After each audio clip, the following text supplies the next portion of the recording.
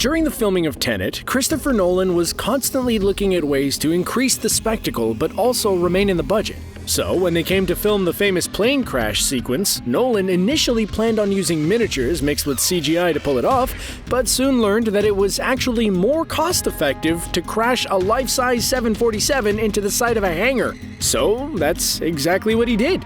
In probably one of the strangest and most expensive cases of impulse buying ever, Nolan bought a real-life 747 and crashed it into the side of a hangar with awesome results. Yeah, would be cool in a movie. But this isn't the only bold and crazy piece of filmmaking to happen during the movie. In fact, the movie's stunts are all practical, and the movie is only 280 VFX shots, which is actually less than your average run-of-the-mill rom-com. VFX was used only when necessary, and Nolan was quick to veto the use of green screen. Take for example the inversion scene, which instead of using green screen, Nolan shot the scene twice, once forwards and once backwards. As you can imagine though, all these practical effects are very pricey, as CGI is often seen as the cheaper option, and the movie relied on a Marvel-sized budget of $205 million. Other than the plane crash scene, the sequence most notable for its practical effects is arguably the car chase sequence. Shooting of the sequence took 3 weeks, and it presumably left many Estonian commuters rather angry, as production shut down an 8-kilometer stretch of highway in the center of the city Tallinn for the scene. The reason for the long shoot was in part down to the fact that the cars had to be shot both in forward and reverse. To shoot the sequence without VFX, 20 of the top stunt drivers in the world worked on the scene, one of which was Jim Wilkie, who performed the famous truck flip in Nolan's other movie, The Dark Knight. Despite the amount of stunt drivers though, Robert Pattinson was reportedly made to do some of the car stunts himself, one of which was driving the car in Estonia with his co-star John David Washington with an IMAX camera rigged to the hood of the car. Unsurprisingly though, having an IMAX camera rigged to the hood of your car makes visibility rather difficult, and Pattinson was concerned that he would cause an accident. We'll try and keep up. The final battle sequence, where the red and blue teams perform the temporal pincer maneuver, was also grand in scale. The exterior shots for the sequence were shot on location in the desert ghost town of Eagle Mountain in California. There were some constructions already in place in the town that could be used as apartment buildings that were required for the shoot, but the production team also had to build some of the full-sized buildings to make up the rest of the town. The scene also required a huge number of extras, with the entire stunt team being there for filming, along with hundreds of extras. But the extras weren't just regular actors. They were all ex-military. This is because the extras would be required to work for 10 hours a day, running across hilly terrain while wearing military fatigues in scorching hot desert conditions. While a lot of the effects in the movie are life-size, just like Nolan's other movies such as Interstellar and Inception, Tenet used miniatures and scale models as well. Some of the buildings that were shot for the final sequence were 1/3 scale models of the buildings, and the effects team would end up blowing up the top of one model and the bottom of the other. Together, they would be matched in editing with a little VFX used to clean the image up. As we've said already, a lot of the scenes had to be shot twice, once forwards and once backwards. This meant that the actors would have to perform the scenes in the same fashion, often having to walk backwards for scenes and even talk backwards. This was especially difficult for the movie's villain, Kenneth Branagh, who had to trade his usual Northern Irish accent for a Russian one, all while speaking backwards. The others were also physically put through their paces, with the film's protagonist, John David Washington, saying he couldn't run for over a month and even struggled getting out of bed after shooting an action scene. Seeing as Christopher Nolan directed the Dark Knight trilogy, it is unsurprising that there are some connections to the series. As we said already, Jim Wilkie, who performed the truck flip scene in The Dark Knight, also performed a number of sequences in Tenet and was the one driving the tow vehicle in the plane scene.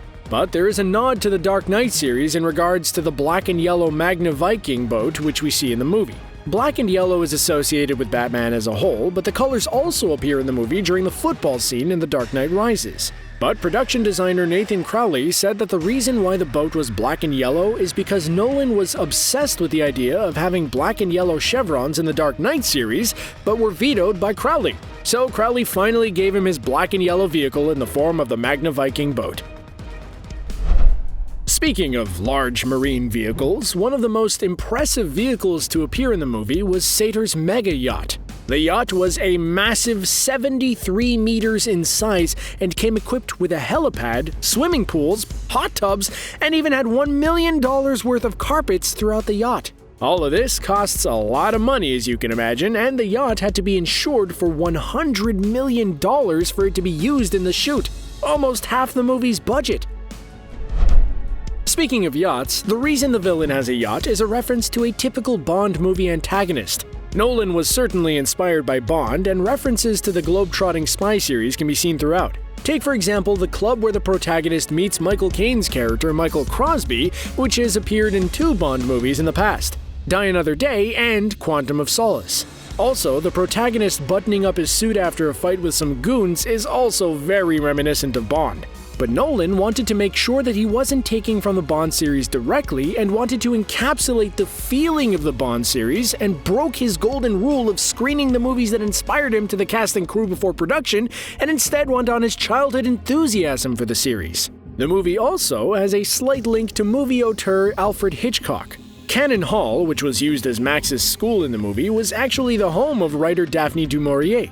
Du Maurier was known for writing a number of works, but arguably her most famous pieces are Rebecca and The Birds, both of which were made into feature-length movies by Alfred Hitchcock. Tenet was a movie particularly hampered by COVID-19, but luckily for the movie, the production was mostly finished before COVID fully struck. The score, however, was only 80% complete, and in particular caused issues for the orchestral section, who had to record their pieces from home and have them eventually put together. But an interesting thing to listen out for is the score during the inversion scenes, as when the blue team are going backwards, part of the music is also played backwards. Now, if you listen carefully, you might also hear something interesting in the score. We are in fact talking about Christopher Nolan's own breathing, which was manipulated by the movie's composer Ludwig Göransson into a raspy sound effect.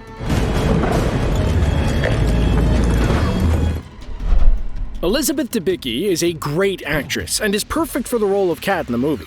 That is, in part, down to the fact that the role was written for her. Nolan became a big fan of hers after watching her in the movie Widows, but almost passed on her as he was convinced she was American and wanted a Brit for the role. However, Debicki is actually French-Australian, and Nolan was eventually convinced to change his mind, and his wife and producing partner Emma Thomas even insisted that he write the role specifically for Debicki.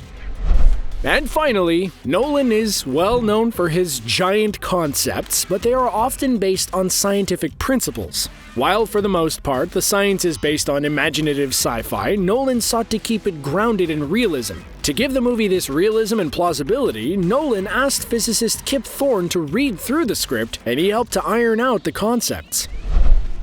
Now before we go, we want to leave you with one last piece of trivia. If you've seen the movie, you will know the true meaning of Tenet and how it perfectly relates to the movie. But the initial title for the movie was Merry-Go-Round, which admittedly also reflects the plot, but doesn't exactly have the same punch as Tenet.